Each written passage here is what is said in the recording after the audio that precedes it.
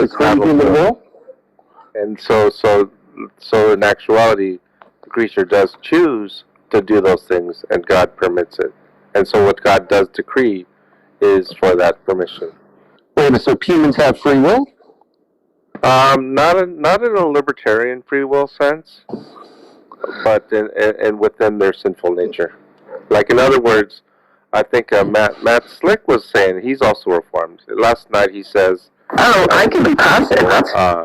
That God, That might be what it. did he say? God allows you. What's the counter for that? Gives you the I actually don't get it. But God decrees who's going to actually be offered grace. Yeah, exactly. Right? And then the only way you would be able to... Hold on. And when what that means is when he's offering you grace, those are the people that are going to be able to... those are the people who are going to be able to actually accept God. Because without that grace, they don't have the ability to accept God. They don't have the ability to accept God. That would be correct. That's right. So there is no free will in that context. Oh, it is when they're choosing. It's funny that God not offered the grace that would make it capable for them to choose God. Right, and so it's not understood. What's the mechanism of free will in a libertarian sense? The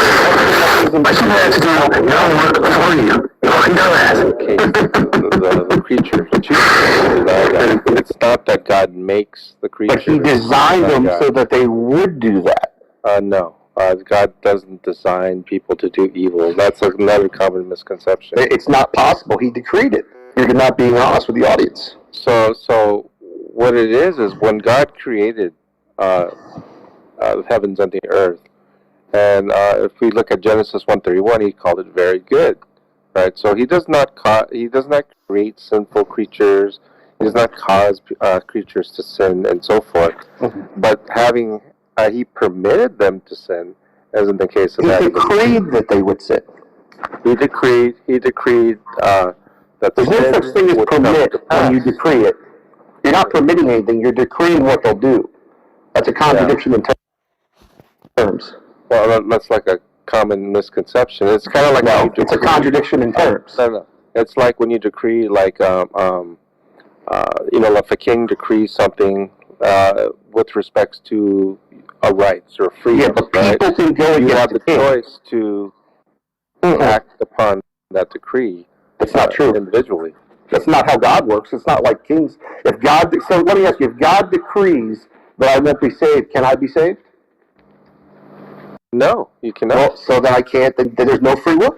I don't believe in libertarian free will. Of course you do. Let's talk about Scripture, because I think we're going to talk in circles if we keep going around this. I understand your position. You believe God just purposely doesn't choose people to be saved. Does that include children? Are there children who aren't saved? That's correct. That's accurate, actually. Right, yeah. Do you believe that there are children who aren't chosen to be saved? I'm a little bit agnostic on what's called covenantalism. So certain Calvinists believe that certain babies do go to hell, and others children of the elect will go to heaven, and so they believe in paedobaptism and so forth. I'm more of I kind of listen to certain Jews and about the bar mitzvah and bat mitzvah. They seem to not in the Old Testament they didn't sacrifice for children, meaning that the sacrifice was not necessary. So I think there is possibly an age of accountability, and so I kind of lean towards that and credo baptism. And so I'm not convinced that children go to hell. Well, that's good. At least you're not a monster, so that's pretty good. But if it's the case that babies do go to hell, I'm perfectly fine with it. Well, you'd be perfectly fine with babies going to hell, huh? I would. Well, if that's the case, I'm not convinced that's No, that's fine. But why would you? Why would you be fine with it? Because I trust God in His sovereignty, and I trust, that He's a just and merciful God. Mm-hmm. And if it's the case that He has, decreed in maybe their sinful nature, that they would be judged to eternal conscious torment, I'm okay with that. Why do you think He would be just to torment a baby forever? I think it's a common misconception that babies are somehow born innocent.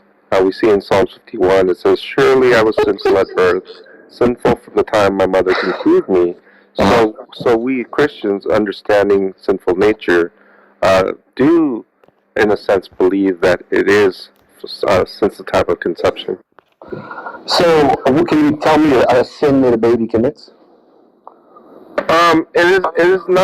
It's not necessarily an act like that. That's also been discussed when Romans 3:23 for all of it. The way God made us. God made us in an imperfect way. I don't consider because the way I have an understanding. No, can you just answer the question? Does God make us in an imperfect way? Yeah, I don't agree with the. Well, you said we were born imperfect. What's the reason we're born imperfect? And God making us are two separate concepts. Okay, yeah, but we wouldn't be born imperfect unless God made us that way. Unless you have some other way that we were made. Like, once again, God did not make Adam. The reason, we are born imperfect is because of the moral failings of Adam. So parents are responsible. So like somebody else's actions are responsible for the way that their babies are punished. In so much as like if a parent has sexual relations with No, not in that way. No, John.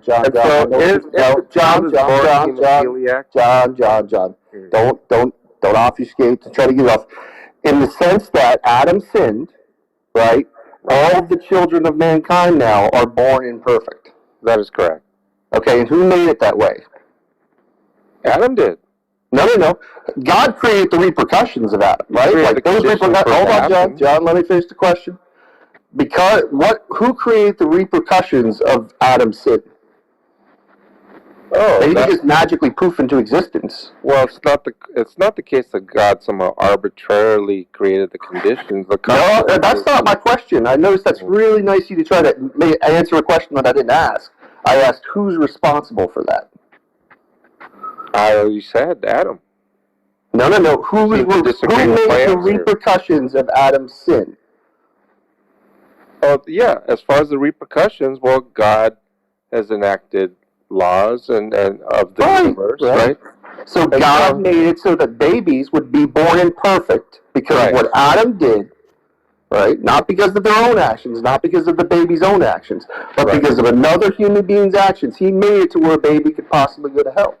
Right. I don't see that problematic at all. Well, of course you don't. You have no morals or ethics.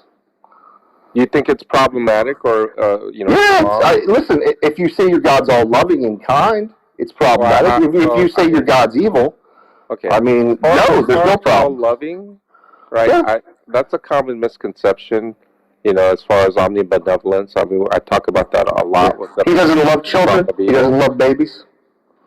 No. My point is that... No, but I'm asking you because this is what's directly related. Does he not love babies? I just wanted to respond to what you said about all loving, the assumption of all loving. You don't have to believe he's all... Listen, I don't need a whole explanation of why you don't believe he's all loving. Just tell me you don't think he's all loving and we're good. Okay. I get it. I don't consider God to be all loving, quote unquote. Good. And he doesn't love babies.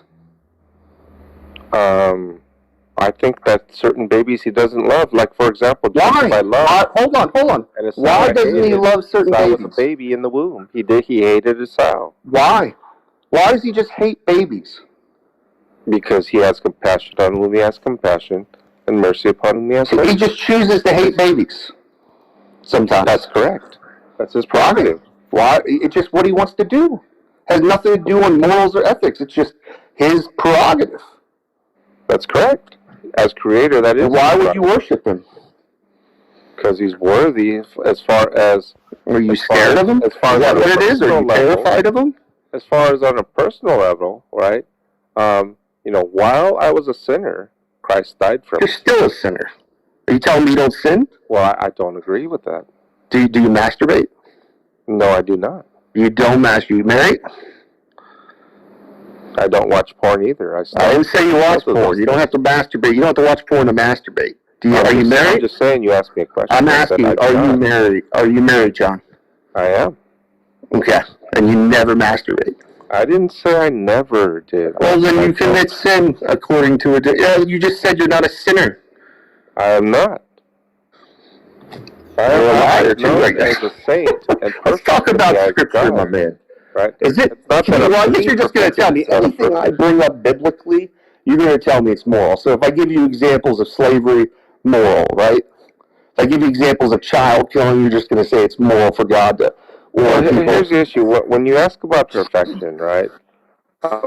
Like I don't know if you perfect as I understand we're perfect, right? Really, we are perfect. We are made past tense perfect, right? And I could explain how We are, not the way you already described it. You sense. said we weren't. Being perfect does not represent that I'm free from sin in some way. That's not what that means. The perfection that I have being a sinner, you didn't say not being perfection. perfect. You said you were a sinner. And people But who sin I'm are not a sinners. sinner, correct. That You never commit technically sin. there's two You categories. never commit sin.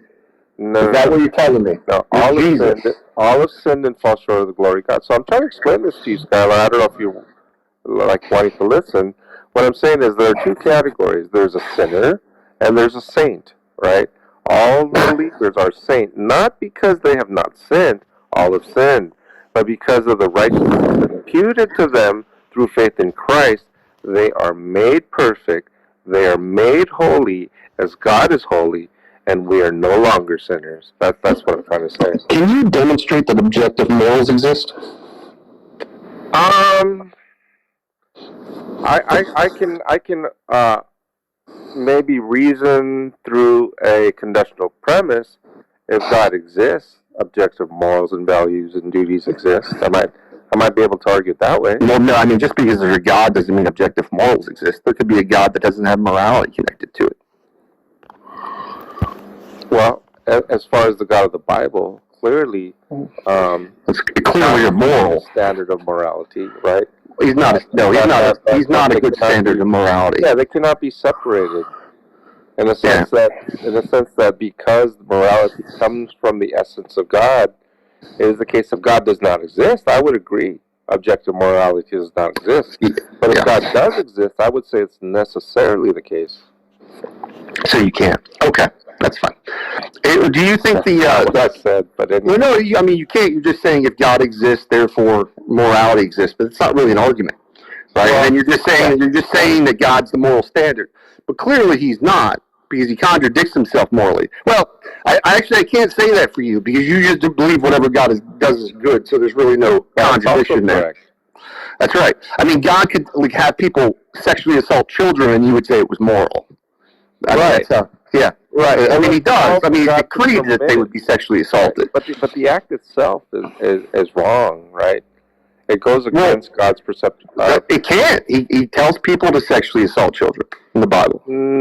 Well, no. I mean, as far as take the women and children, take the virgins, kill the little boys, and take them as plunder. Is it? Let me ask you: is it absolutely immoral to take? Actually, let's do something. I got something for you, bro.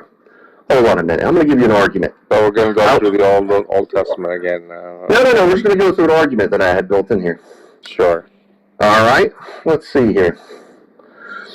Let's see. Let's not do that one. Let's do. No, we don't want that one. Hold on. Oh, I gotta find it. I have all these things written on. I bet you do. Yeah, how long have you been doing this, Skylar? Just out of curiosity. Almost. Oregon, about 7-8 years. Okay. It seems like you have files and notes and yeah, of course. I take this stuff seriously. Points. Yeah. Why wouldn't I? No, I mean you should take this stuff seriously. I'm not your average little atheist that comes on here and debates these guys. I like to have these things. Let me ask you. Let me actually ask some questions. It's been a while, but all the points you're bringing up, I've dealt with Facebook. I'm sure you have. I'm sure you have. Let me ask you: is it objectively morally good to sell your daughter into marriage to get out of debt?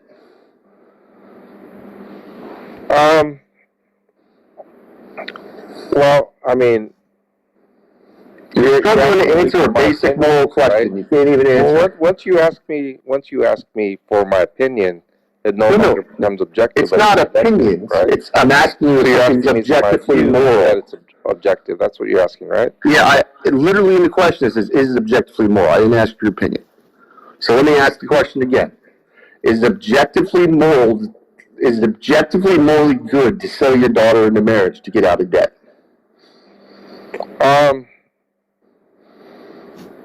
Wow, it's amazing how you struggle to answer a basic moral question, bro. I can tell you no, it's not moral right away. Huh? My answer would be not necessarily. Okay, so it's not objectively morally good. Okay, that's fine. It's not objective. Is it morally good to make your creation commit acts of cannibalism on their own children? Oh, wait a minute. What was the question about cannibalism? Yes. Is it morally good? Is it a morally good action for God to make His own creation commit acts of cannibalism on their own children? Oh, I can answer that. That answer would be yes. Yes. Good. Okay. Is it morally good action to execute a stubborn, rebellious child? Did you say execute? Yeah. Yes, that answer is yes as well. Mm-hmm. Yeah. So executing children, good for you. Is it morally good to take women and children as plunder during wartime?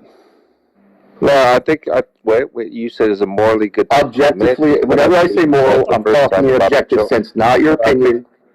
I say in objective sense. Is it objectively morally good to take women and children as plunder during wartime? Well, okay, let me say it this way. The way that you framed it the first time was God permitting. The way that you rephrased it was about the act itself. It's a different question. It's a different question. Is it objectively morally good to take women and children as plunder during wartime? Well, that kind of answer would be not necessarily. So not objectively wrong to do so. Okay. Is it morally good to execute a healthy baby if God is you're putting hold on, bro. Hold on, man. It's uncomfortable for you, but listen, I'm just going through what your morals are. And these things are not objectively morally good or bad. You're more than free to twist my words, but go for it. No. I just asked you a direct question. If you say it's not necessarily, that means it's not objective. Because if it's objective, it's mind independent. It doesn't matter context. Right? Context doesn't matter. That's subjective morality. It's moral relativism. Moral relativism or moral subjectivity. Not necessarily context involved. Objective morals, that's not how objective morality works here. Yeah, but not necessarily represents inclusive of either case being possible. You do understand that, right? And yet you're saying in certain contexts it's okay. As a conclusion for not necessarily. You're saying in certain contexts it's okay. No, that's not even what that's not what not necessarily. Let me ask you, is there a context where it may or may not be the case is what not necessarily represents. And which case you just don't know the answer, John? In that statement. John, do you not know the answer? You don't know if it's objectively immoral? Is that what you're telling me?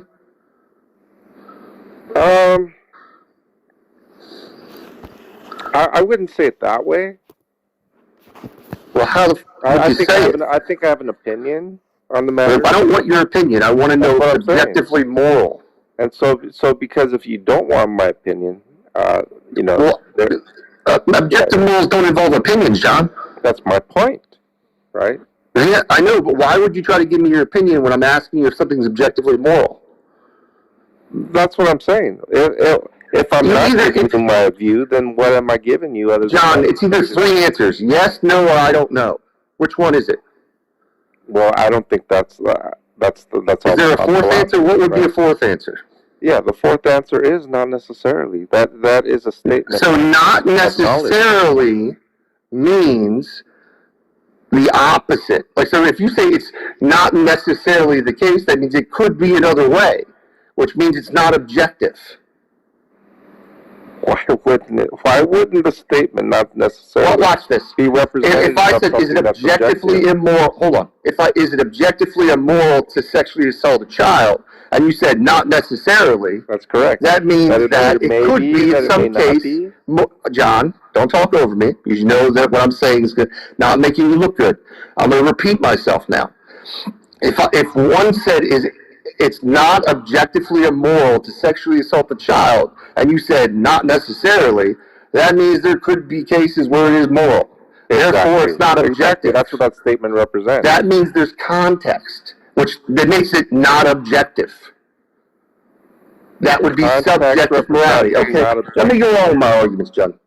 I got more for you. I don't agree with that statement, by the way. That there's You don't have to. The audience will decide for themselves. Let me give you a premised argument with a conclusion. I will go through the premises. You tell me where you disagree. God's nature is the root and foundation of morality. Premise one. Do you agree with that? I do agree with that. Perfect. Two, God can do nothing that goes against his nature. I also agree with that. Premise three, ordering people to drown babies. No. Ordering people to do evil would go against God's nature. I agree with that. Ordering the execution of babies is evil. Not necessarily. It's not objectively immoral to order a human being to kill a baby. That's correct. Not So, necessarily the case. there are contexts. Because there are contexts where it is moral for people to, or for anyone, because it's ordering someone to execute a baby. That is correct. John. I hope you don't You want don't have a problem a with my public. straightforward answers. No. I don't have a problem with it. It's just, how do I say this, bro? You seem It saddens uncomfortable me. with my It answers. really saddens me in my heart that people think like you do. That's what it is. It's I'm bothered by it, to be honest. Well, I I'm not appreciate bothered by the you honest being answers, though. I do appreciate your straightforward, honest answers. It's just, for you just to tell me that there are situations where it's Right. okay. So killing- Hold on. I'm finishing my There's sentence, bro. unjustified homicide. John, There's I'll let you justifiable speak. You gotta let me finish my sentence. For you to tell me that there are situations, I went through a bunch of different stuff, for you to tell me that, hey man, it's moral sometimes to order people to kill children and babies, it says a lot about you and your mindset and what religion has done to you. But guys, why do you want to respond? No, I mean, you're more than welcome to have a condescending or critical or condemning view of my beliefs. That's your prerogative, right? And the way I look at it, God is the source of morality, and all that God commands is good. And it's unlike the Euthyphro dilemma. It's not the case that it's just good because God arbitrarily commands something and therefore it's good. It like you said in your premises, it has to do with God's nature, and He cannot act according outside of His good nature. And his moral nature says it isn't wrong to execute babies. No, it does not say that it's wrong. Where do you get that idea? Oh, I know, that's what I'm saying. I'm just telling people what you believe. Same thing with drowning babies, right? Or slavery, or owning women as property. Owning women as property is another example. It's not objectively immoral to own a woman as property. Yeah, I mean that particular discussion. I'm not that well versed in It doesn't matter, John. If you're not well versed, I'm sorry, but I haven't studied the Bible. How long have you been a Christian? Almost 30 years. And you haven't read the Bible? Have you read it? Of course I have. Well, then how come you aren't familiar with this stuff in the Old Testament? I'm very I've been familiar doing with it. 8 years. And I'm more knowledgeable than you are on this topic, apparently. Well, I mean, most atheists are very fixated. I'm not an atheist. Why would you bring that up? I'm a God believer. I'm sorry. Most non-Christians or that's not true. Anti-Christian or anti-theists or whatever. I mean, people. It's just not true. It's not very true. well versed in those types of. No, they're not. In fact, I hate most of the atheist debaters that I see are terrible. To be frank with you, they're not very good at it. And the thing is, it would take you just a little bit of time to look up these passages and know. But it doesn't matter. The Bible says it. I could go over these verses with you, right? Yeah, if you'd I like. have no problem with them. Yeah. So like I said, that's what I'm saying. It's not the point. You don't care. I mean, you don't care. If the Bible says God, if the Bible says God says rape children, you're going to be for it. If the Bible says take people as slaves, you're pro it. You're you're the kind of person that if the Handmaid's Tale kind of thing, you're the kind of reason why we'd have the Handmaid's Tales happening in America. I was just commenting on that, right? It's not we were talking about freedom. It's not freedom to, it's freedom from, or something to that effect. And I believe Freedom I from thought I liberty. butchered that quote, but someone had mentioned that. Yeah. Are you a Trump supporter? I am. I mean, Of course you are. yeah. Of course Well, you are. I mean, You still support him really after all this? I'll say this. I mean, I'm a conservative. I've been a conservative politically Why would for a you long be a Trump time. I'm very supporter? active in politics. You said you're with very regard to active in Trump, politics? yeah, I mean, listen, as far as Trump goes, I support it. I originally voted for Ted Cruz in the primaries, just to let you know. But as far as Trump, I was pleasantly surprised that he was very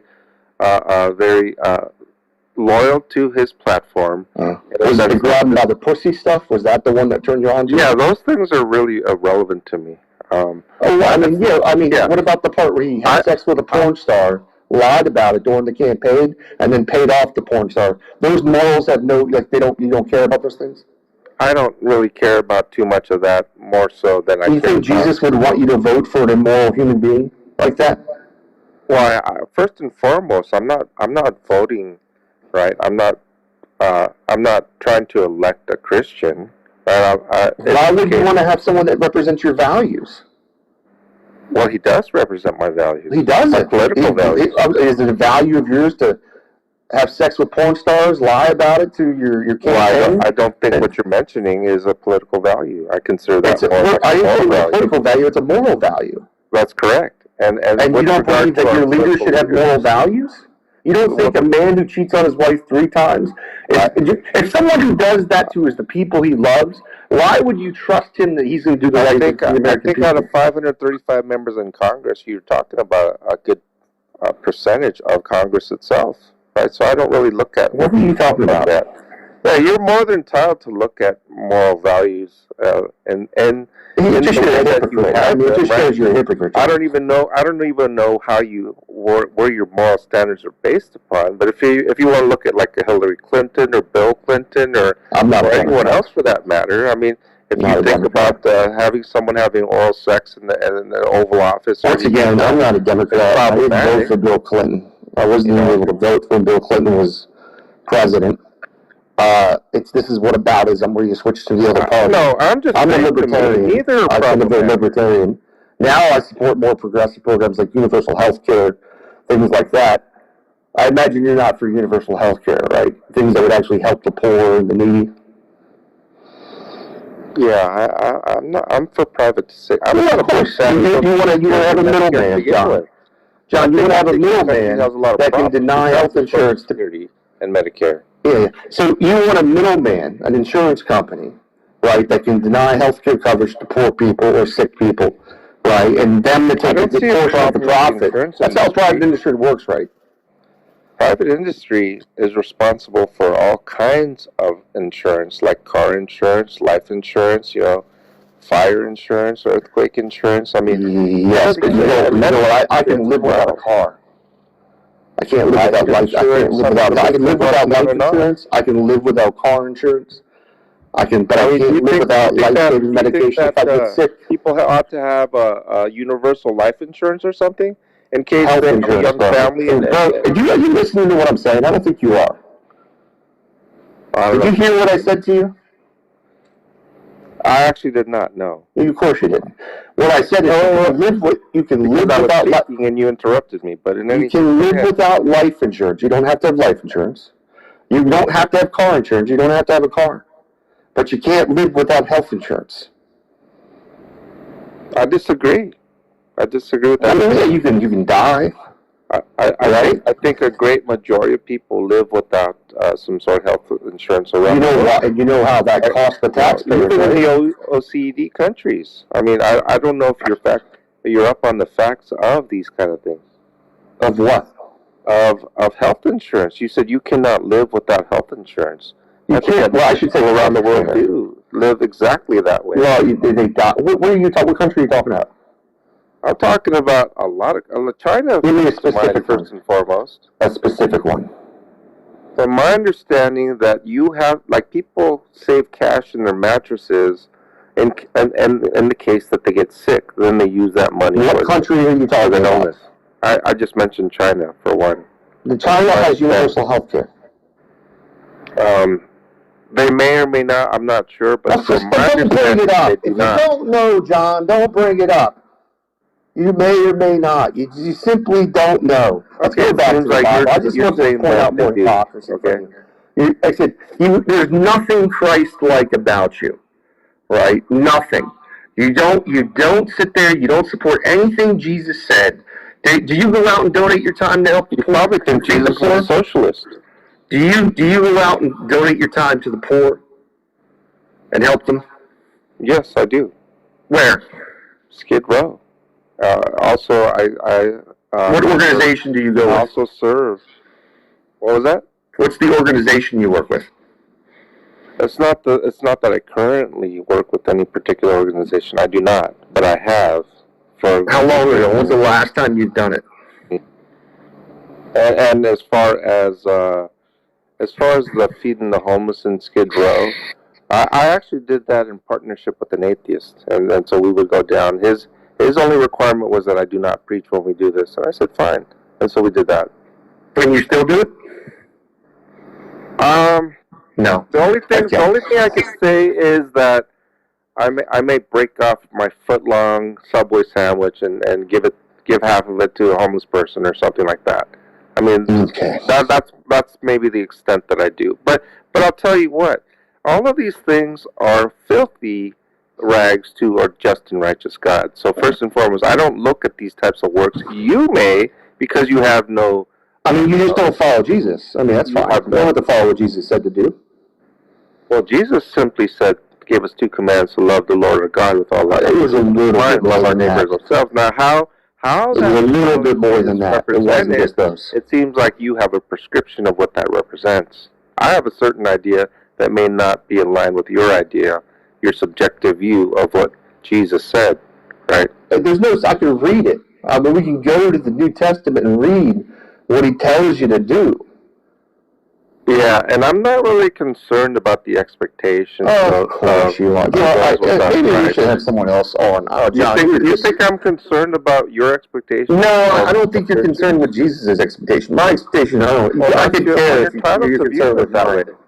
No, if you have that view, you're a hypocrite. You don't follow Christ. And you're the kind of people that He warned us. You're literally the kind of people that He warned us about. You're more than entitled to be. You bear no good fruits. You're toxic. I mean, you're willing to say stuff like it's not objectively immoral to own people as slaves. It's not objectively immoral to execute children. Like, you're literally what He warned about, man. Well, then, if you're so concerned about the teachings of Christ, then you can take that information and apply it to your life. If you want to use it as a bludgeoning for someone who claims faith in Christ, that's your prerogative as well. I actually like what Jesus had to say, to be honest with you. You have on someone else will be exactly meted out. It's not judgment. I'm just looking at what Jesus said and recognizing what you don't do. Well, there you go. And you're more than free to expound upon it. It doesn't sway me one way or another. I'm very comfortable with my faith, right? All your criticisms really don't affect me, not emotionally. You can emote all you want, right? You can emote. You could express your lack of peace all you want. It's fine with me. I have peace. It doesn't affect me. No. I mean, yeah, of course. I mean, listen, it's kind of like when you have to tell me that, it's kind of like when someone tells you they have a big dick, right? They don't really have a big dick, right? But what happens is when you're telling me how it's not affecting you and it's not emotionally connecting to you, it means it is emotionally connecting to you. Okay. Well, then it's more than your. If you think you might, if you can play the replay, and if you think that that you're calm and I'm not, or you I talk very fast. I do not. Well, then that's fine. If you think that I'm experiencing sort of cognitive discomfort, I didn't say that. I would leave it up to the audience. You just put that out there. That's your idea. That came to your mind. To make these accusations, and that's fine as well. No. I'm just simply stating that what Jesus said to do, you're not doing. Well, fine, Cool beans. I mean, yeah, cool beans. You're not following Jesus. I'll let. He's got 58 people in my clubhouse. I've never ever used this. Yeah. I often quote, if I may, James 2:14, which it basically says, "There's only one lawgiver and judge, the one who's able to save and destroy." Right, and you're not that. And who are you to judge your neighbor? It goes on to say, and so I live by that. Right, you're more than free to judge me according to what you think. I'm not judging you, man. Christ prescribed, and I'm just saying that I'm not willing to do that. As far as okay. Listen, what do you think about first annual judge? 15? You can leave it up to yourself to judge me. I'll leave it up to the judge. Let me ask you, what do you think about first annual 15? That was actually discussed today. I have no issue. In fact, I went one step further. It was Jesus Christ who commanded Joshua to go in there and kill the men, women, children, and animals. That is the Christ I And the infants. That's correct. Well, I did say children, infants. Infants are not children. Well, I mean, it's a matter of semantics at that point. What do you think about, like, what the soldiers had to go through to do that? How about this pregnant woman? How about that? Pregnant women, you include those two. Well, a pregnant woman still is an infant. That's a fetus and whatever. But whatever. Yeah, and the pregnant women. Well, if you talk to abortionists, infant. Well, you're not talking to a pro-abortionist, okay? So just keep up. So you're fine with it. You're fine with. Well, let me ask you from this perspective. I'm fine with Jesus Christ as the one who commanded Joshua. I get it. I know you are. You're perfectly okay with the God who orders the execution of infants. All right. But here's my question to you: a different perspective on this. Now, the Israelite soldiers that had to go in and do this, were they good people? No one's good but God alone. Okay. How can I phrase it then? Were they good for following his instructions?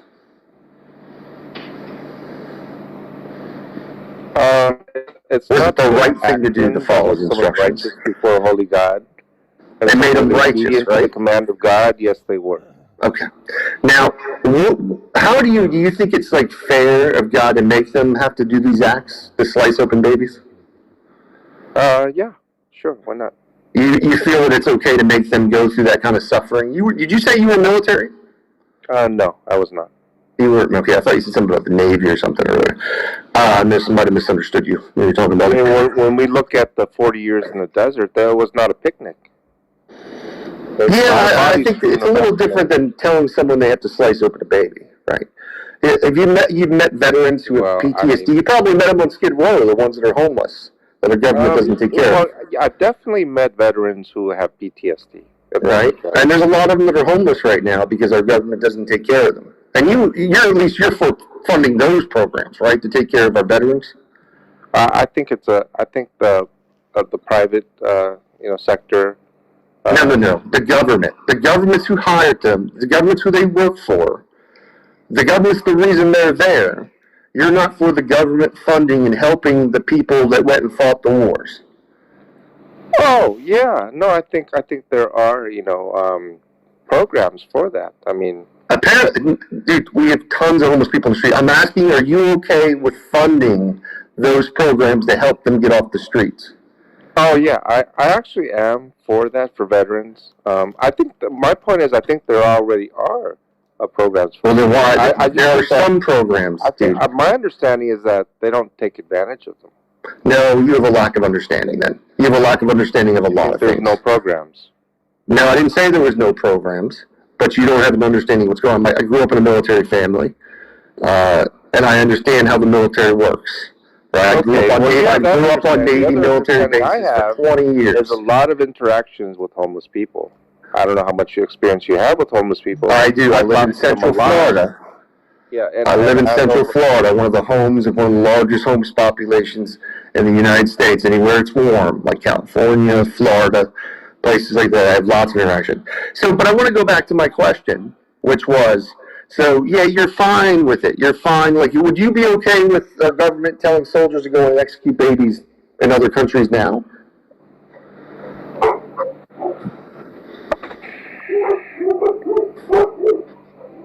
John? Well, that kind of question is a little bit difficult because it shouldn't be. If it is the case that you're gonna napalm a village or something? No, that's not what I said. going in like they did with guns, we just say guns instead of knives, people use guns now, and targeting infants like they did in these stories. Well, from my understanding, as far as a worldly sense, that would be in violation. I'm not asking you that from a would be a worldly war sense, I crime. was asking you, do you That's think what it my would be argument is. okay? Am I okay with the government ordering war crimes? No, I'm not comfortable with that. Okay, then why are you okay with God doing it? Because as far as God's concerned, He is the authority. It's special pleading. Is what you're doing. It's not. You're It's committing not, a special pleading fallacy. what governments do, right? They're not the ultimate authority. They're not the arbiter of morality. They're not. There's no. You can't prove God's the There's arbiter no of morality. standard You're just that claiming comes it. from the government. The governments are instituted by the people, right?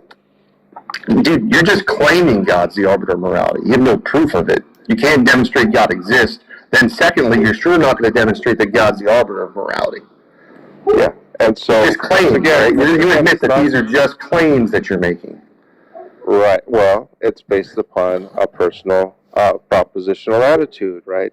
And so it is reasonable What does that to mean? believe if God exists, of which I do believe God exists, then it's reasonable to believe the entailments of that belief, right? Yeah. If rapture Jesus exists, you'll be burning in hell. Upon faith in God, right?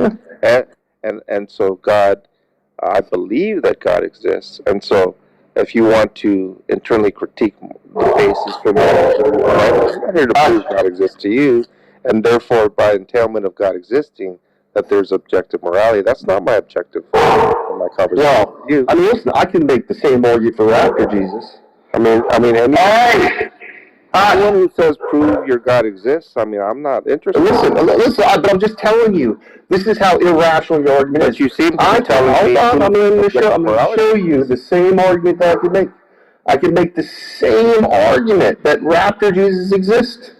Well, first and foremost, I see absolutely no basis that you've provided for your little feelies about what ought to be the case. I mean, listen, the Bible says that. What is your God basis? said He made the Pantheist God is the basis for your morality, sir?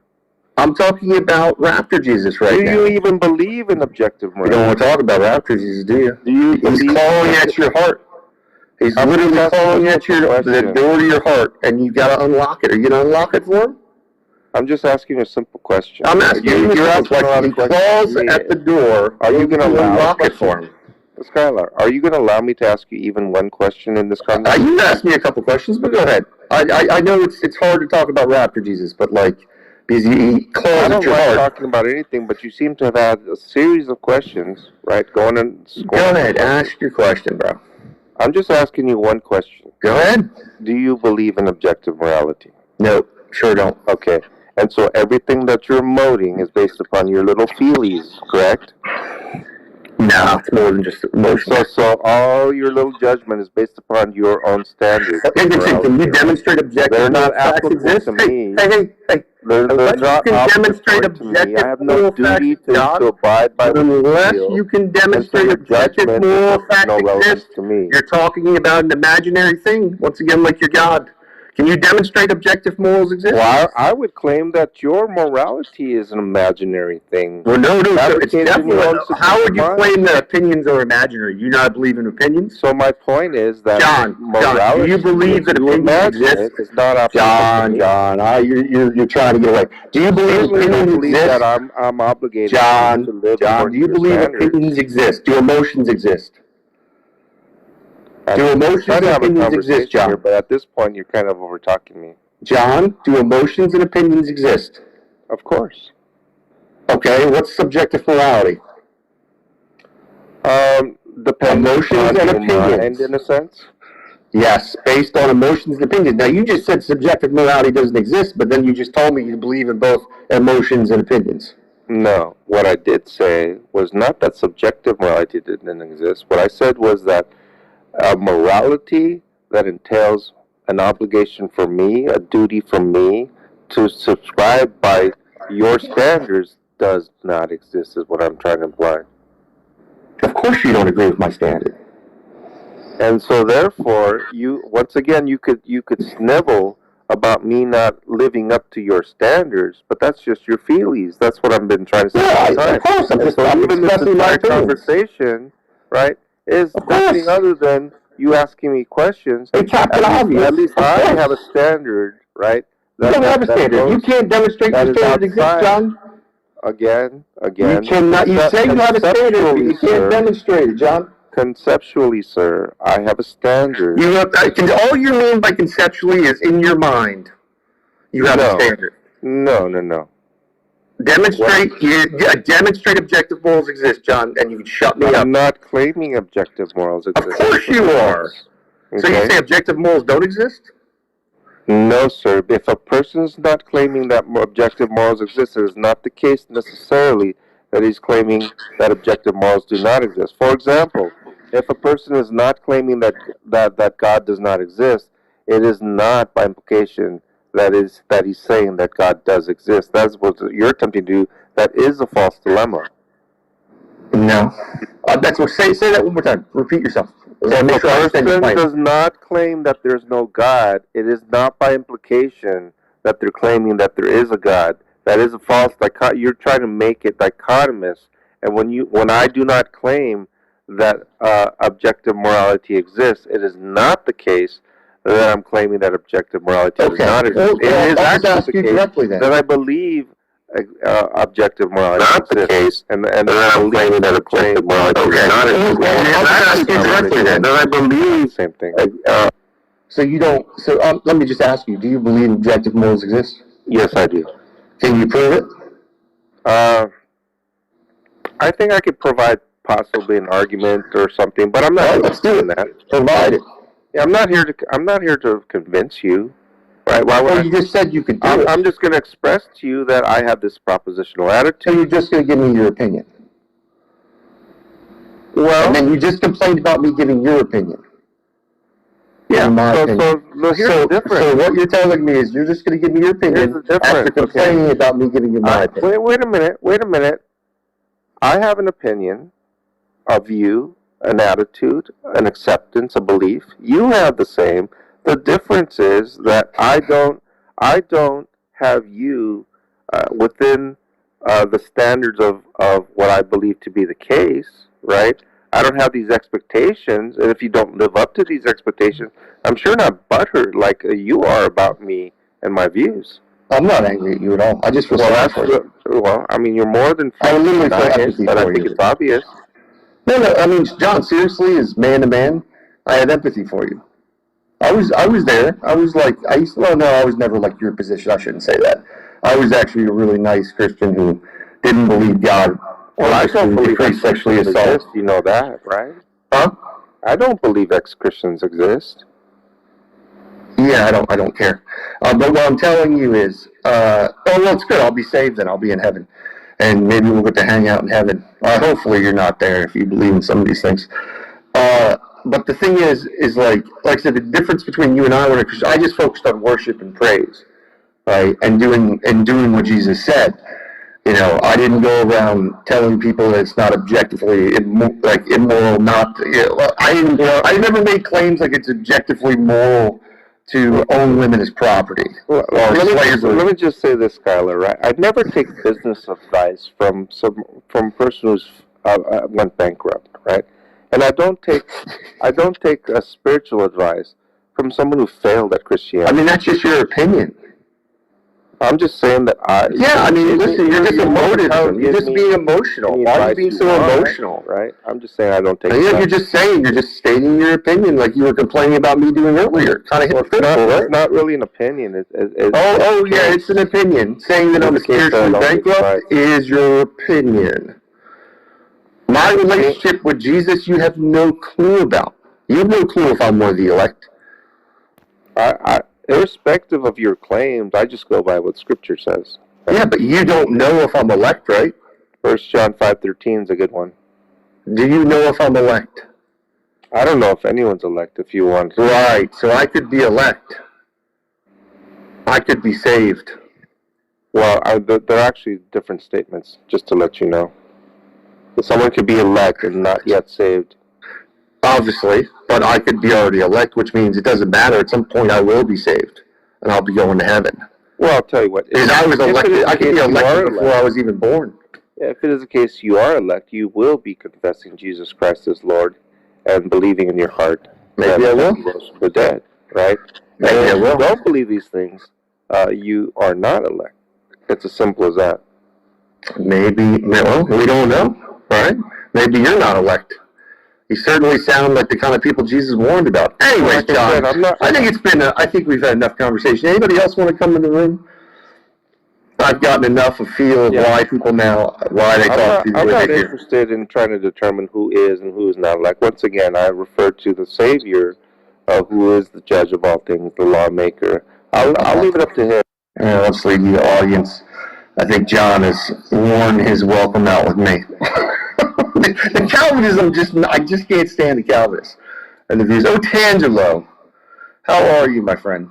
What's up, Scholar? Fine, thanks, and you? Good, man. What you want to talk about, my brother? Well, you just removed John Lee. I've never heard him talk, and I was recently in a live stream on YouTube with James. What is the name? James. I forgot the rest of the name. And he said me that John Lee says some terrible things, and I don't know what it is. I was curious. I was going to ask him what kind of terrible things that he is talking about. Oh, he's typical Calvinist, where he believes God decrees all things from the very beginning.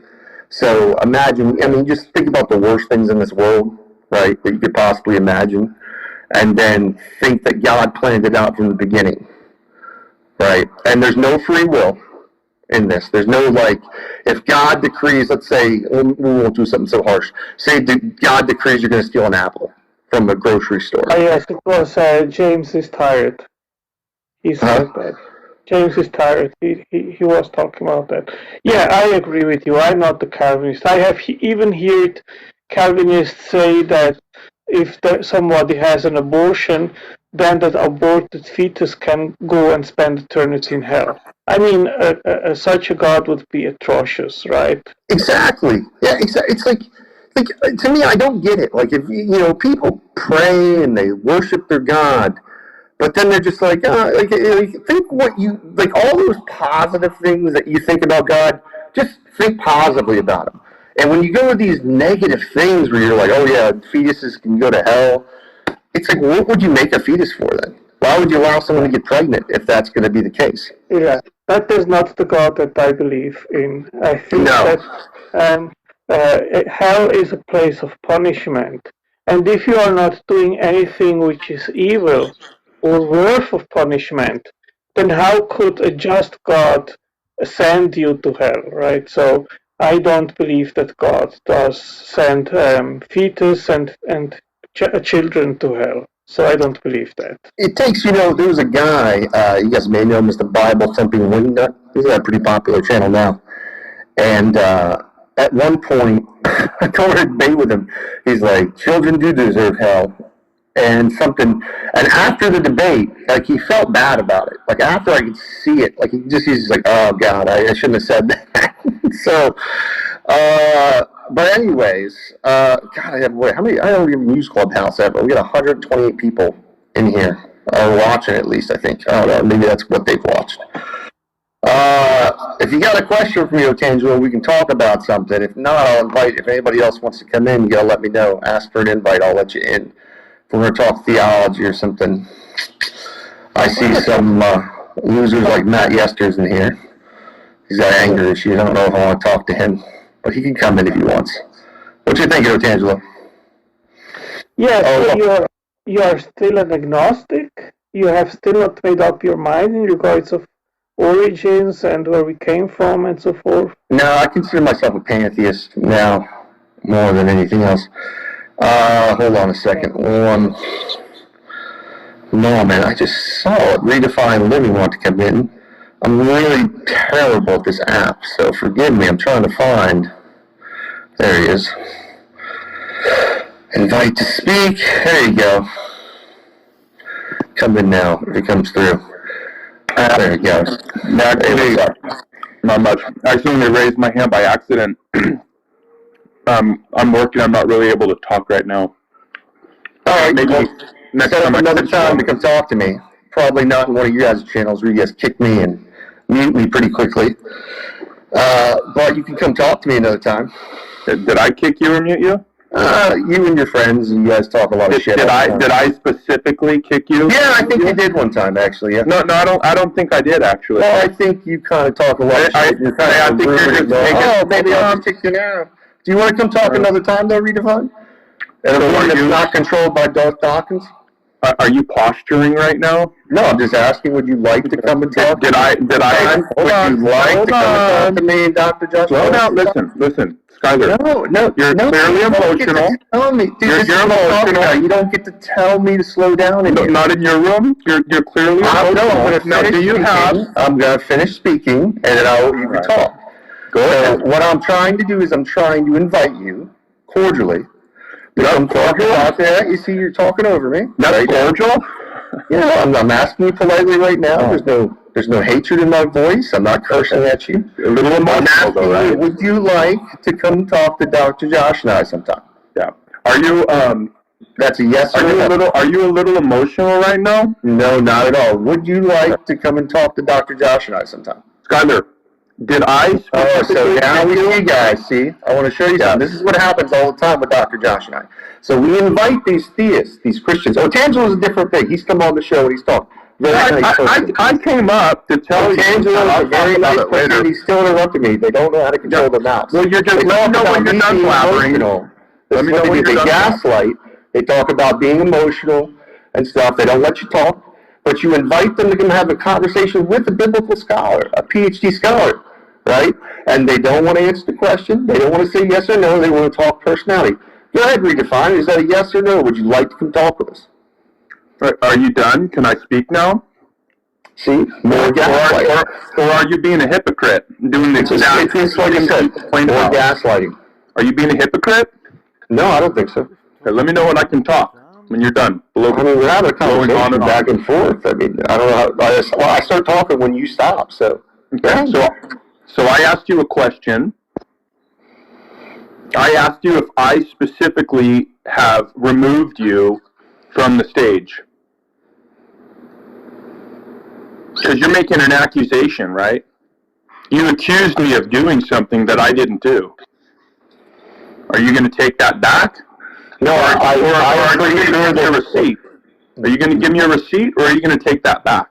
Because I can make generalizations about you too, right? I can just make stuff up. Is that what we're doing?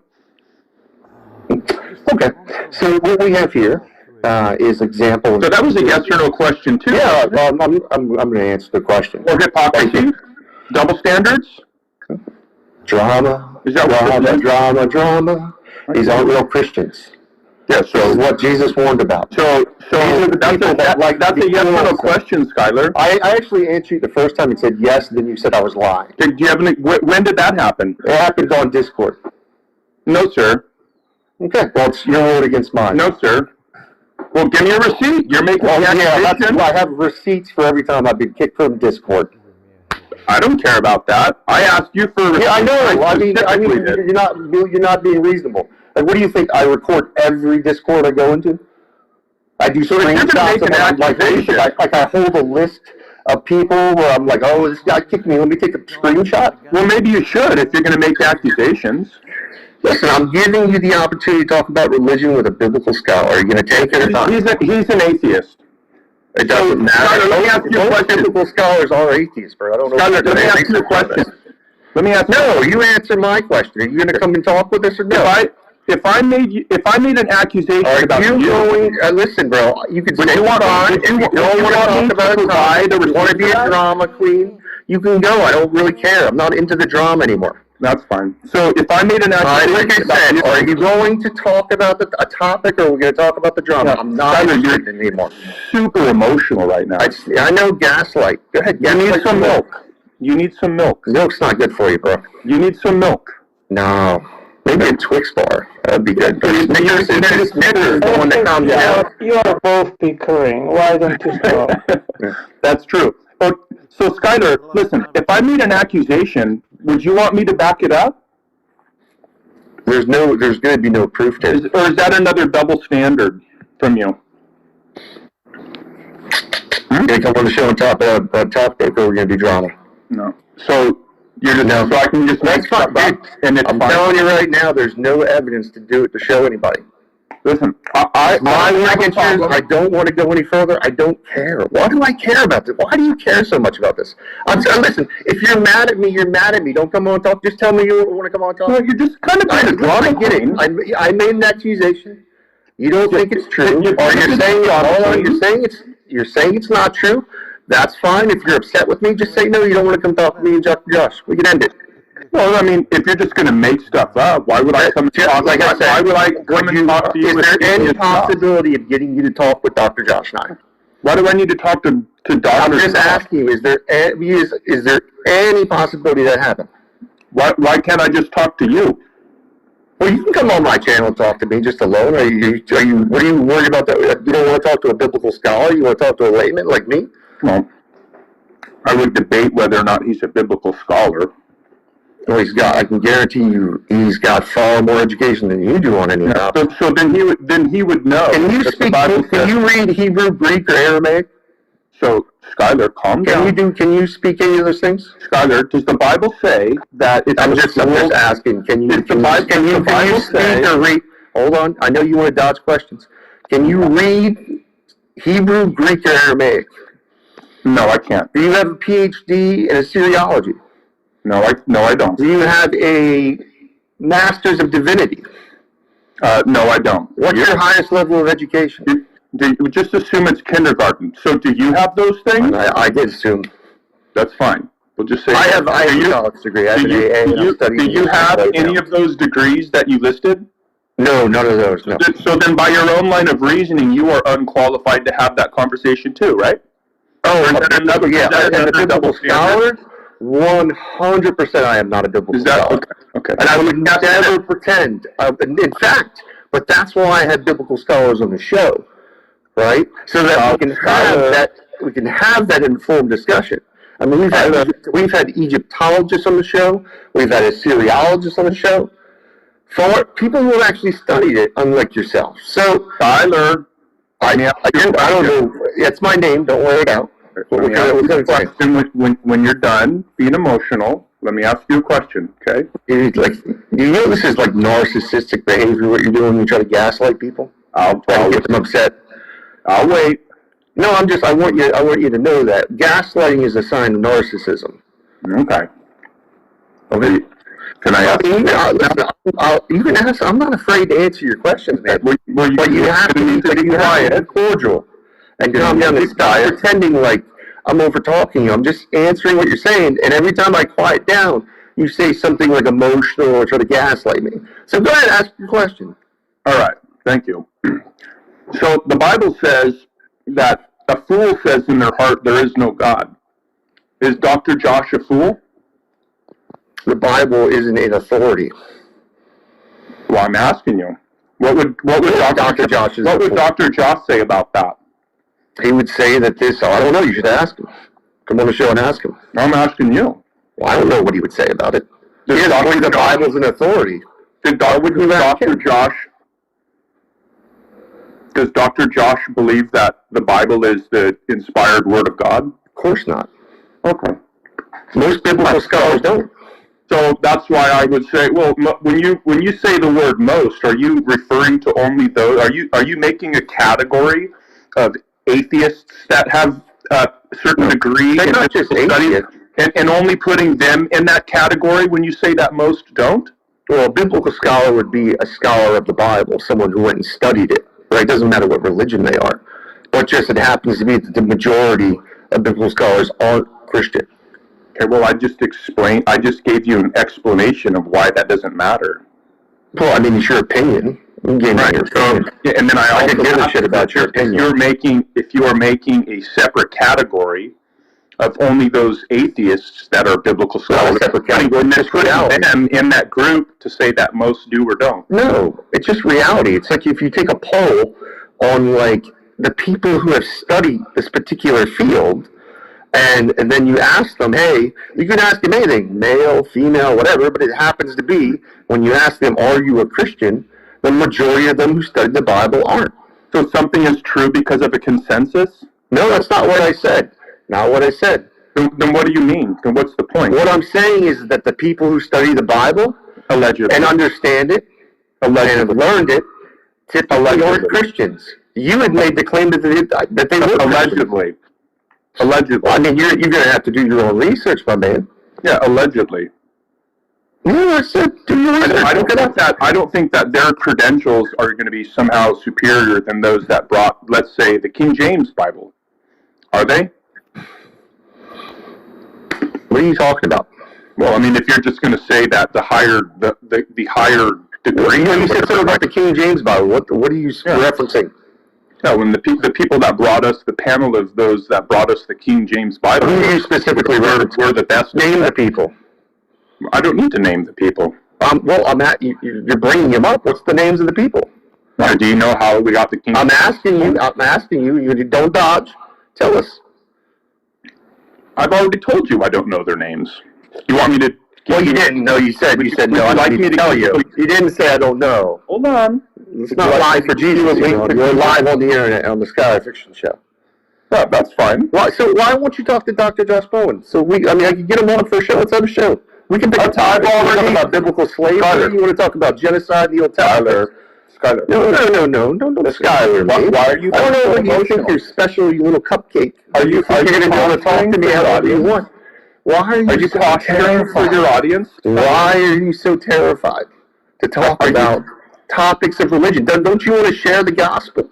Don't you want to talk about what we've got? No. Are you posturing for your audience? Maybe I am. Okay. But you're still terrified to come on and talk. Well, I could ask you why You're real kind of why you were Discord so on this. terrified to have a conversation this morning when Darth was in the room. Why you started posturing to get removed off the stage? You started to personally attack me. You put on your little dance.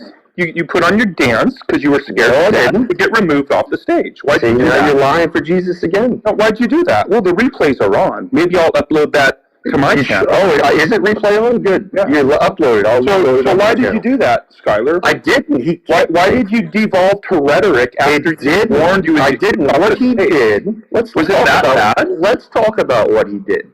I came on. I asked you a question. Why did you do that? No, what you're doing is you're lying in the frame of the question. No, And saying this is what happened. Yes, you're afraid to hear me talk now. But Skyler, why did you do it's that? It's going to be on Why did you replay, bro. posture? If it's on replay, we'll let the people see. Yeah. But we all know how Darth Dawkins works, bro. You're acting like Darth Dawkins. No, I'm not talking about them. I'm Snowflake. talking about you. Why are you pivoting? I'm You're- talking about your poor You're literally not listening to what I'm saying. Hold on, Skyler. Why You're are you not listening to what I'm Do you want saying. me to leave right now? Is that why you're pausing? I don't want you to. I want you to talk about a topic. Now you're talking about more drama. Dude, all you talk about is drama. Skyler, you need some. You want to talk about the You want Bible? to answer that question? Why do you want to talk about the Bible? Mm-hmm. Would you like to talk about? No. You don't want to talk about the Bible, right? The thing that I do on my show. I don't typically do a lot of drama, man. You're doing drama right now. No, because you won't shut the fuck up. You haven't made. I'm literally trying to talk about the Bible. I asked you to come on with Biblical Scholar.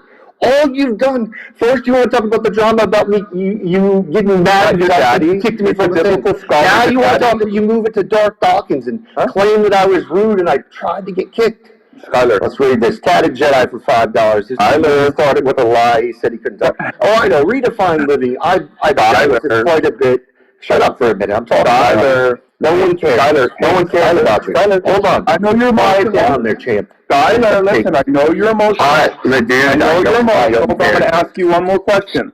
I know you're emotional, bro. I'm not. What do you think? You're like the star of the show. Like you're the reason people are coming to fucking watch. Well, I need to ask you a question. You need to shut the fuck up for a moment and let them I need to talk ask you instead of one trying to be a narcissist. Hold on. Hold on. Narcissist. Hold on. You know what that is? Do you understand? I know you're You gotta emotional. gaslight people. Skyler, listen. I know you're All right, emotional. listen. You can say listen. I'm gonna Listen. All you one more fucking question. want, dude. All you want. Let me know when I'm you're not done. you ask this question, dude. You want to be polite? You want to Let talk? me know when you're done posturing. I will, so shut the fuck up. Let me know when you're done. When Just you're, to when let you're you going to guys put down know, your unicycle. right now, you see how Rita And your curly whip. talk and he doesn't Hold on. shut up. I don't want to Let me know when you're going to take off your red I don't honking constantly nose mute him. and your I don't bush shoes. constantly kick him.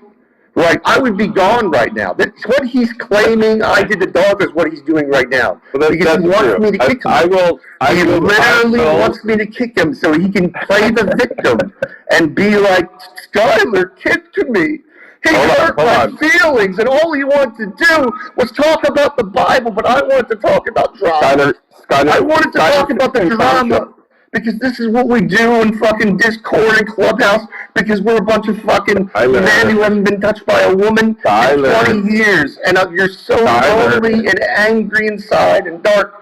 Go ahead, answer your question. Do you remember the first thing I said when I came up onto the stage? Was it that you have a masturbation issue? I said that I am working, and I raised my hand by You're still talking. Why would you be still doing that? That Was before I knew that I was on your clown show. Okay, your 3-ring circus. You're still literally talking, but you're at work. And because I am working, like I said when I first came on, and the replays are on, I am going to leave. But this isn't. Oh yeah, that's why you're going to leave. Yeah. Okay. Yes. Go ahead. Bye-bye. Tell your audience. Enjoy your day. Oh yeah, that you're going to stay on your unicycle with your big I don't remember. rig. I don't remember. What were you going to tell him? Oh, what a shame. What a shame. This is what you get. This is the Discord crowd right here. Nothing but drama. Ask him to talk about the Bible. Invite him on for a biblical discussion with a biblical scholar. Oh no. Oh no, we can't do that. Any other theists want to come in? Have a real discussion about the Bible?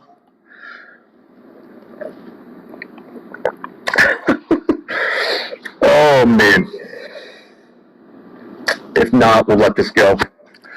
Hopefully this worked all right. I don't know how bad the audio was in the beginning, but now I've kind of learned the trick. I'll start figuring out a better way to be able to do this. But anyways, we'll do more. Maybe Dr. Josh and I talked about, we'll do some Clubhouse stuff. We'll host things if people want to come in and challenge us and talk about ideas. You want to come in, Matt? Esther? Come on in. You can be angry for a little bit. Another angry person in Discord, but we'll invite him in if he wants to come in. Maybe he'll talk about the Bible. He's not a Calvinist. I doubt it, though. We'll give him a minute.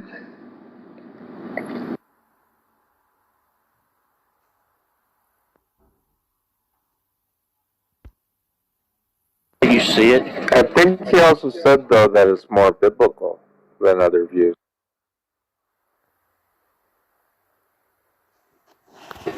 I think she acknowledged that it's more consistent to Scripture. I think Gigi, Godless Girl, here on stage, I think she has even said that Calvinism is more gangster. Yeah, I've heard her say that. Yes, more gangster. So let me ask you a question then. If we're not supposed to judge God on his actions, we're just supposed to accept whatever he does as good, even though it goes against what we would think is good? Well, why would it go against what we think is good? Yeah, you're still judging God. If it's like suggesting, I better keep my mouth shut about what God does, even though that I don't think what he does is good. Well, even in your heart, you're still judging God.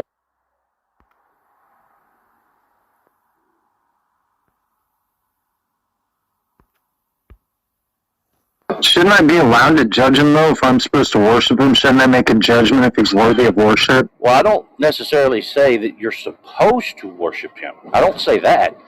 But the way I look at it, though, Ben, is who are we, old man, to talk back to God? Who are we to judge God? Are we in a position to judge the Almighty? Is the pot in position to judge the potter? I mean, I just think it's very foolish to do. I think yes. I think yes, absolutely. I think you could judge like what the type of religion or what type of God you want to worship. I don't think you can really. I think it's kind of stupid to judge God because You just like not as a human, you're not really in a position to criticize him. E-bike, is God good? I mean, yeah. So you judged him to be good, so you judged God. I said I'm not in a position to criticize him. So you can only say good things, but not bad things. Yeah, I think you're equivocating on the word judge there. That we don't judge God to be good. It is that we accept God to be good. He is claimed to be good, right? Jesus said, no one is good but God alone. And us accepting that proposition to be true is not necessarily what you consider judging.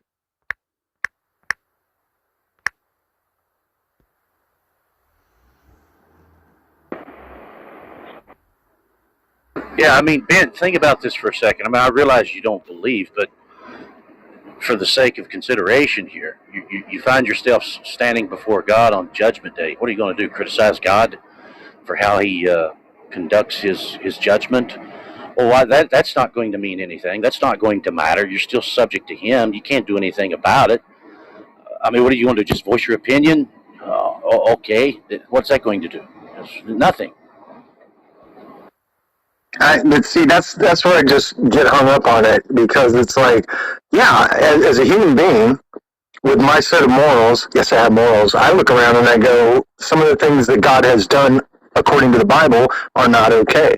So yeah, I can judge that and say, you know what, I don't want to be a part of that because I don't like what He does. Well, you might get what you wish.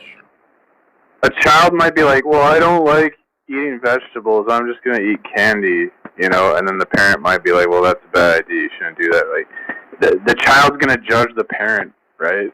The parent. I don't think that eating candy and killing everybody on the planet are quite the same.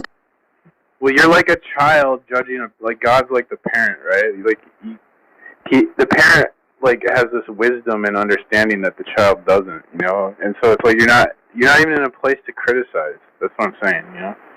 Well, usually the feelings that are given to me is that God is all powerful. He should just get rid of all the evil in the world if He's really a good God, right? They don't understand the instrumentality of evil in the world, of how useful it is, how it's necessary in contingency to the nature of God. And so because they don't understand the purpose of evil, I think that they just think God should just wipe it all away, and that's not what is consistent with how the world ought to be. But isn't the world where we make it, and couldn't God do it another way where He doesn't have to kill everybody or slaughter people? I mean, He could do it a different way, right? No. Yeah, my answer is no. Okay. That's what I'm saying. You said God can't do it any other way. God ought to do it a different way. I don't see that at all. So here's either you can wipe everybody off the planet, or you can sit down and have a talk with them and tell them why their ways are going to get them killed. Which would you do? Well, don't you think God would have the best judgment? I would think He's obviously. I'm sorry. Go ahead. He's going to take the best course of action with His judgment. So when humans do it, we get mad. When humans genocide, we're like, that's bad. But when God does it, you're like, yeah, we just don't understand His ways. That makes zero sense. Well, it does make sense. And, the Bible says, like, what seems right to a man, right, in the end leads to death. And there are things that you may think is right or good or ought to be done. But God, in His infinite wisdom, right, does know all things, right? And we see from Scripture, God's plan, salvation of man, I mean the end of things, the justice of God, but more importantly, there's also the mercy of God and the salvation of God. And all of these things, if you really think about it, how can God be these things if there's no evil in the world? Yeah, Ben, look, as far as the whole judging God and indicting God, I believe that those that are in hell will spend an eternity, thinking God is unjust. He's unfair. They'll be blaspheming God. They'll be cursing God. I don't think those people will believe that, well, yeah, you know what, I deserve to be here. God was right in his judgment. I don't think that. No, they're going to be angry at God for eternity. So in that sort of sense, yeah, I think that's going to happen with them as well. But when I say that, that'll happen. But as far as being in a position to judge God, I mean, you're not higher than God. No one is higher than God. No one has more wisdom than God. And that is also absurd to think, because if you're going to consider standing before God on Judgment Day and criticizing God, you're also going to have to consider that God created you. Does it make sense? Now think about this for a second. Does it make sense to believe that God created you to be more moral than he is? Does that make sense? What if I am more moral than the God, though? Does it make sense to think the creator of the universe created you to be more wise and more moral than he is? Does that make sense to you? Well, none of it makes sense to me when it comes to God. I just don't understand the disconnect when people are like, yeah, God did this terrible thing, but like, it's okay because he did it. I don't understand that. But Ben, follow me. Why would you call it terrible? Hold on a second, Ben. If you're going to criticize God, if you're going to consider that, God is real, and you're going to criticize God, and you're standing before God in judgment, and you're thinking, I'm going to criticize God. If you're going to give that sort of consideration, that this God is real, you also have to think about it. Does it make sense in this particular consideration that God would create you to be more moral than him? That's absurd. Well, surely you can see that, right? Well, I see what you're saying, but on the other hand, God made us broken. And so, I mean, it's just, the whole concept is a bit silly. And if I cannot read a book that talks about God and go, I disagree with some of these things because God's greater than me, no, I don't buy that. Do you judge the president? He's higher than you are, but you judge him. He didn't make you. But still, you can judge things. That's what we do. Yeah, I realize that's what we do. But look, I mean, it's interesting that from a position like yours, it's sort of by default. You're going to say, well, God must not be good, or God isn't good for doing this or that. It's interesting that you don't assume that there's something you don't understand about God. You're not sort of looking at it as some sort of fault of your own. You're just immediately going to blame God, as if to think you do have understanding, and from that understanding gives you this position to be able to judge God. You're not even going to consider that you may be in error, that you may be at fault, that your understanding may be faulty, that you might be ignorant. You're not even going to consider that. And that too is a bit foolish, no? Well, I just think, with my petty human mind, that I look at some of the things God did in the Bible and I go, wow, that could have been done a lot differently. A lot differently. And I would think that an omniscient God would know better, but yet he does it anyway, because God of the Bible, especially in the Old Testament, sounds just like men who wrote about him. Yeah, how about he did it that way because he does know better? Do you ever think about that? What is killing the whole planet? How is that better than doing something else? Well, I mean, God being just is a good thing, is it not? What are you going to do with people? I don't give everybody. I don't consider genocide justice. I don't care how bad people are. Like, just killing all of them because you're tired of them being jerks makes absolutely no sense. It makes no sense. The wages of sin is death. That makes plenty sense. Well, I don't believe in sin, so. God created us to be free, right? And we reject freedom, and we choose to enslave ourselves and each other.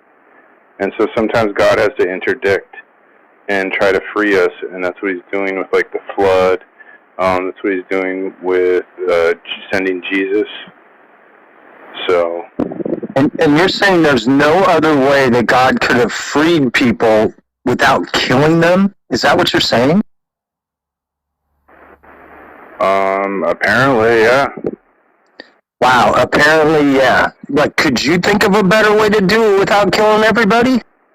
No, I think we could probably use another flood, although God promised He wouldn't do it again. But I think we're about due for another flood.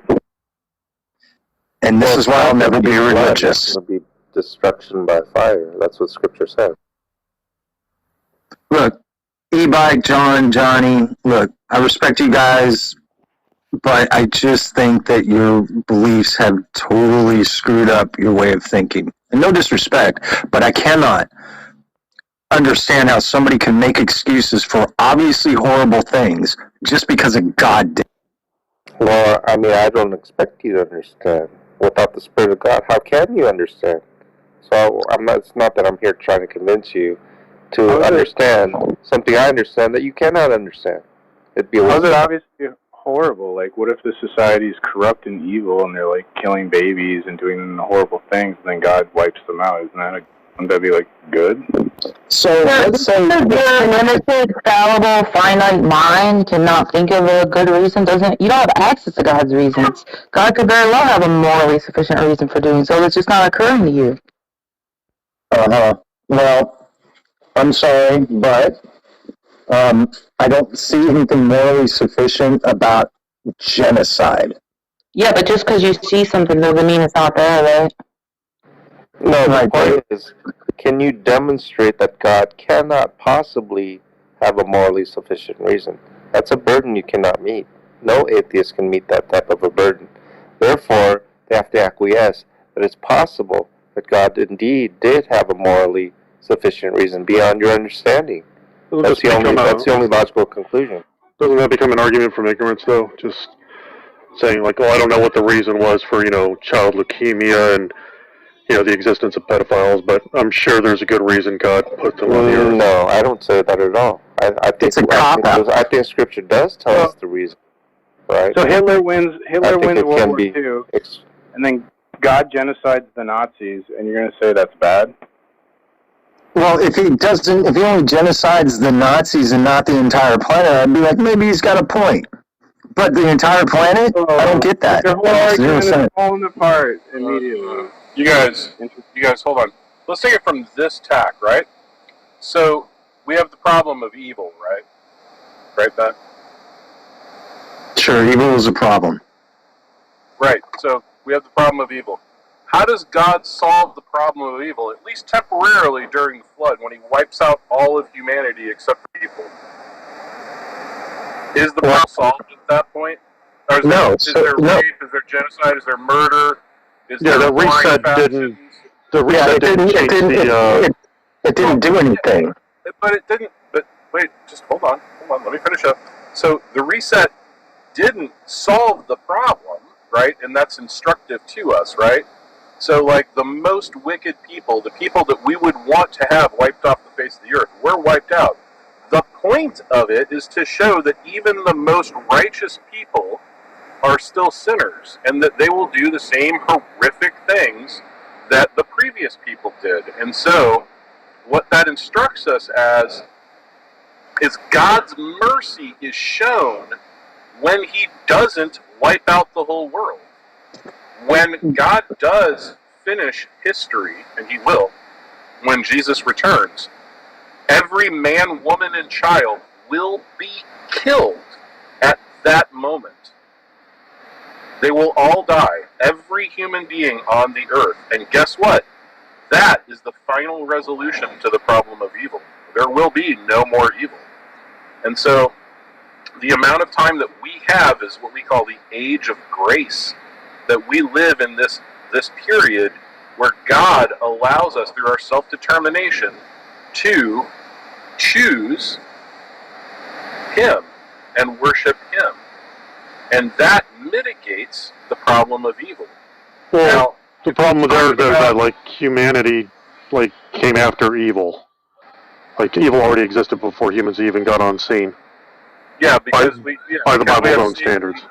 Sure, because we have Satan and his demons. But, but again, at the end of the age, right, when Jesus returns, all of that is cleaned up.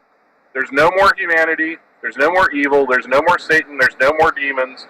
They're locked away, they're not going anywhere, they're in the lake of fire, that we love to talk about, right? So, Like, all of that solves the problem. And so when atheists get upset about the problem of evil, I'm like, well, God can solve the problem of evil with the snap of his fingers. It just involves the death of every man, woman, and child on the planet instantaneously. And he will do that. That is one of the things that Christianity teaches. That sounds like a really weak God that can only solve evil by killing everybody. That is absolutely ridiculous. Ben, look, I'm not really interested in the whole I could have done a better job thing, and here's why. And I hear this from many non-believers, that, they could have created the human being better. The criticism of when we breathe and eat out of the same hole, all of that stuff. Well, I don't really put a lot of stock in someone who doesn't have any experience creating worlds, but yet they think they can do a better job creating a world. It's just similar to a person that would say criticize, a race car driver. Well, have you ever raced cars? No. You know how to drive? Do you know how to win races? No. But I could have done a better job driving than you did. Really? This is coming from a person that doesn't drive. How much credibility do you give those people? But I'm a human doing human things, and I understand human things. I'm not a race car driver. You're missing the point. If you have never created a world, which that's a rhetorical question, you've never created a world. You're not in a position to say to the creator of the world, I could have done a better job. Really? Let's see your example. Go ahead. Create a world. I disagree with you, Johnny. Here's the thing. If I created a world, I could do a better job than your God easily, by omitting a couple of things. It's not an if you could. You actually can't. Well, this is hypothetical, of course. It's not even realistic. You can't even hypothetically do it. It's beyond your capacity. It's impossible for you to create a world. It's a thought experiment. Hypothetical worlds all the time. It's a thought experiment. Is that the whole point of moral? But you can't. If I could. Isn't that the whole point of fiction? Like, let's just say I created a world and called Bent World. You wouldn't be invited, Johnny. I'm just kidding. But I could do better than what your God has done, because my first thing would be, hey, let's try and keep my creations alive and make them be happy as long as they can, because that would be the right thing to do, instead of making them broken and then saying, you better be good or I'm going to wipe you all out. So I cannot think of anything anybody could say that is more arrogant and ignorant than saying they know better than an omniscient being. I do. You know why? Because I know slavery is wrong, I know misogyny is wrong, I know genocide is wrong, and your God does not. So yes, I know better than your omniscient God. When even the atheists are calling you out, you got problems, man. I don't know what Godless's deal is, so I don't know where she's coming from. Parrot. This guy doesn't think for himself. Like, God, the Bible's against slavery, bro.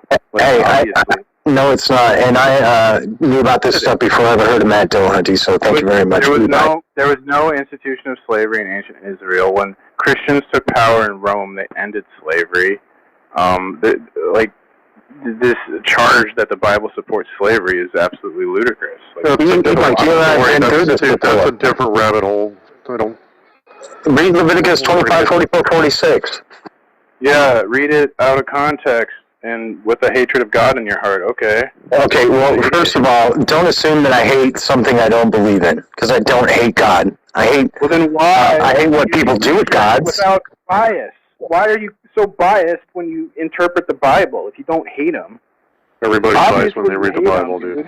If you think the Bible, the biblical God supports slavery, you're clearly biased and you hate God, because it's just the opposite of what the Bible says. So. Okay, so you're saying things that aren't true. Ben, hold on. If you're going to say we're biased if we read the Bible and think that it supports slavery, that's only a bias towards reading comprehension. That's it. No, you're just cherry picking verses out of context. I will send you the entire Torah. I'm not cherry picking, dude. I'm throwing the whole grove at you. Okay, so if the Old Testament has no problem against slavery in and of itself. It does. Hold up real fast. So where does atheism as a whole stand on slavery? Does atheism oppose slavery? Atheism doesn't say much about anything. except they don't believe in Okay, God. so if it They got this if we moral morality from. so we look at atheism, we can say that it has no statement on slavery, correct? Has no statement on truth.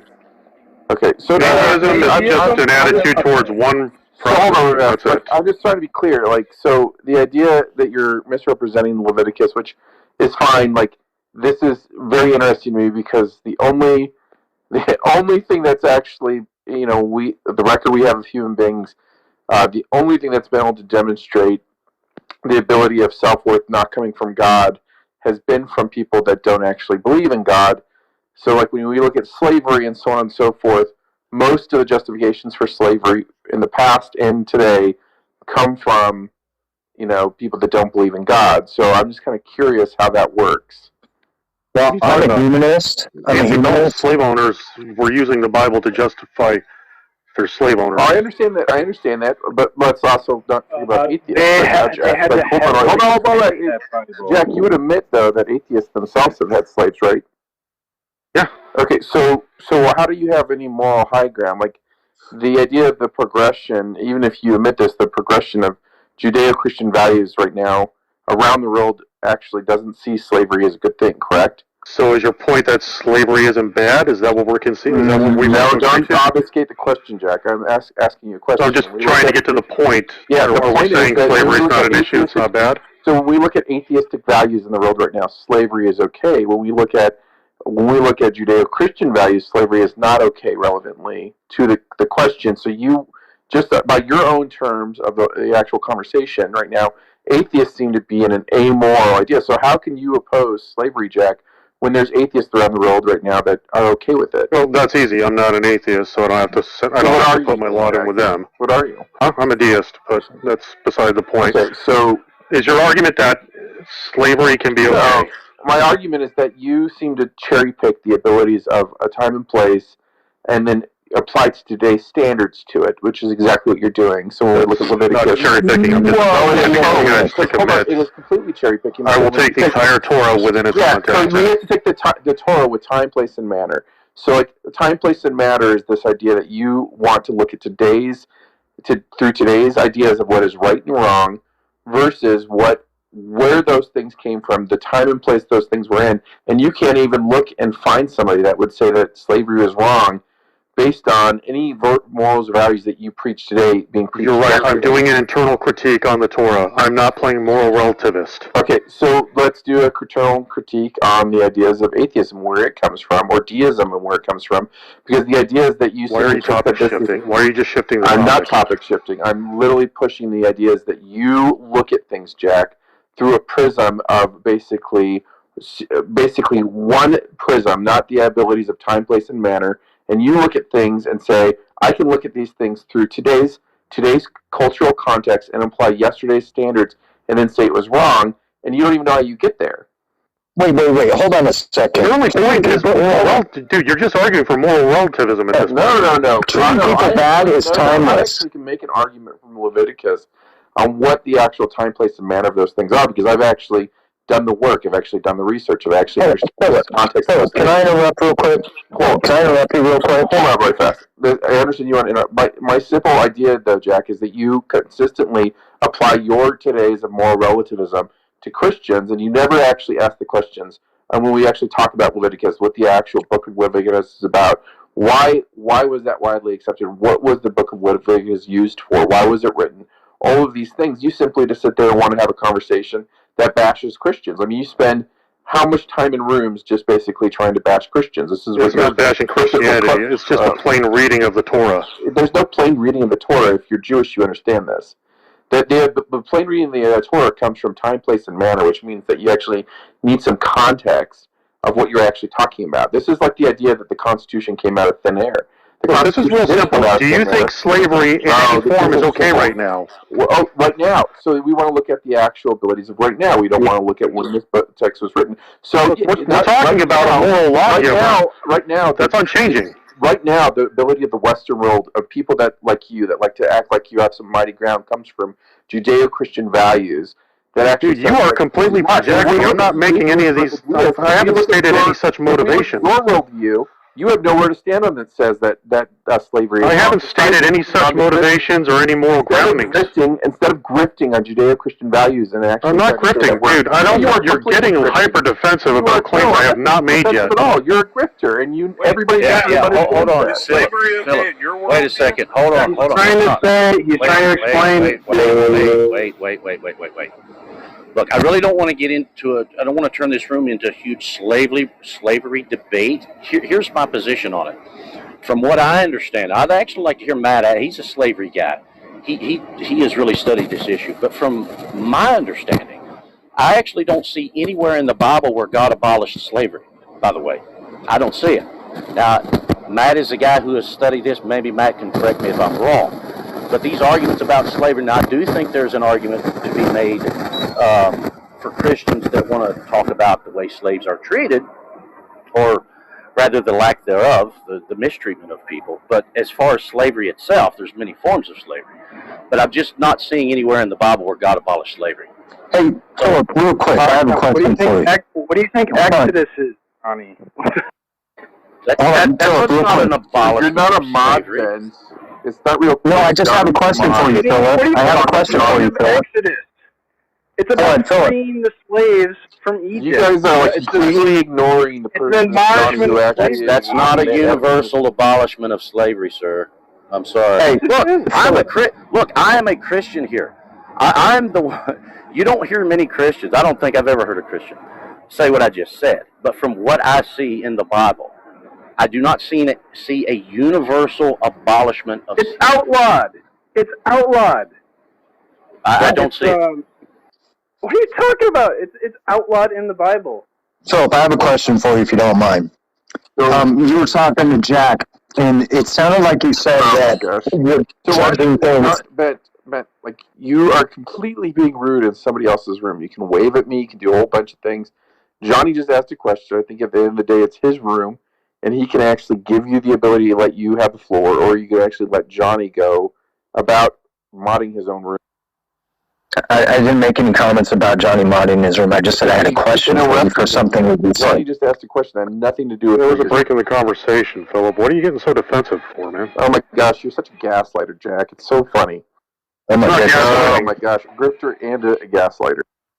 Okay, so you're just throwing accusations, and I'm trying to clarify. And all you want to do is throw more accusations at me. Jack, that you have no ground to stand on by your moral principles because you don't seem to understand. I haven't made any moral claims, Philip. I haven't made any moral claims. Okay? All I asked was a very simple question, one which you dodged, by the way. I'm not dodging slavery. the question. All right, then answer the question. Is slavery in and of itself wrong? I'm letting Jack actually Johnny have the Let Matt address. I made a statement earlier. It's like Philip can't answer it, though. Hold on, guys. I made a Oh my statement gosh, earlier. that's so I wanted to defer to Matt because he's actually studied this issue. Matt, you can correct me if I'm wrong. Yes, there was an exodus from Egypt. Sure. But I do not see anywhere in the Bible where there is a universal abolishment of slavery. I would like to hear your response to that, Matt. I agree, Johnny. I mean, there's passages in the New Testament that said, as the Son sets you free, you will be free indeed. There's passages where Paul says, you were bought at a price, do not become slaves of men. He also says, for freedom Christ has set you free. Stand firm, therefore, and do not submit again to a yoke of slavery. And then Peter warns about being enslaved by men. But I don't believe there's a universal abolishment because God is perfectly okay with people living in their own sin and being slaves within that regard. But anyone who has been saved by Jesus Christ, it is universal that all of those people who are saved by Jesus Christ are free from sin. And it's talking, if you abolish the spiritual sin aspect, then the physical comes. But you can't solve the problem of the physical without first solving the problem of your spiritual need for Jesus Christ. So yeah. I would agree with you in that regard, John. Yes. So as I said, Matt, I do think there is an argument can be made for the way servants are treated. I don't think we should mistreat people. But and other people would say, well, wait a minute, slavery is a mistreatment. Oh, okay, but as far as I'm concerned, as we already talked about. I do not see a universal abolishment of slavery. So you're the guy who actually studies this. That's why I deferred to you. But you are aligned with that statement, right? Yeah. Question to ask Johnny about whether slavery was wrong. My answer would be something like, well, it's about as wrong as divorce, and divorce was permitted according to the Mosaic Law. Well, slavery is as bad as divorce? Really?